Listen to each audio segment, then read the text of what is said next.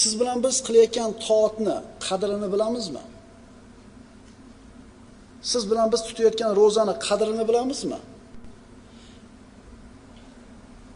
Siz o'qiyotgan namozingizni qadrini bilasizmi? Yo'q, bilmaysiz. Qachoniki uni narxini to'lamagunizcha. Qanaqa qilib narxini to'laymiz? Faraz qiling, bir kishini harom tijoratdan katta daromadi bor. Aroq zavodi bor masalan. Yaxshi foyda tushib turadi. Allohni tanigandan keyin tavba qildida shart to'xtatdi. Harom tijorat tashadi, pulini shunday tarqatib yubordi, harom pul ekan deb kambag'al bo'lib qoldi. Shu qilgan tavbasi uchun Alloh taolo darrov boshqa yerdan undan ham kattaroq bo'lgan mablag'ni qo'liga berib qo'ydi. Bu banda shu qilgan tavbasini qadrini biladimi, bilmaydimi?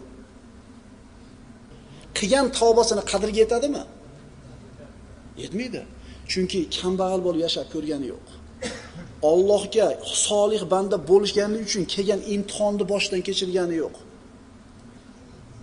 Endi bu inson mana shu harom tijoratini qo'ygandan keyin 1 yil mashaqqatda yuradi kambag'al, 2 yil mashaqqatda yuradi. Nima uchun kambag'al bo'lib qolganligini his qilsa, shunda qadriga yetadi tavbasini. Ukalar, akalar, bu tushunchalarimizni to'g'rilaydi. Ha, bo'pti, mana namoz boshladim. Sen aytgan aroqni sotmay qo'ydim, ishlarim orqaga ketdi-yu deydi.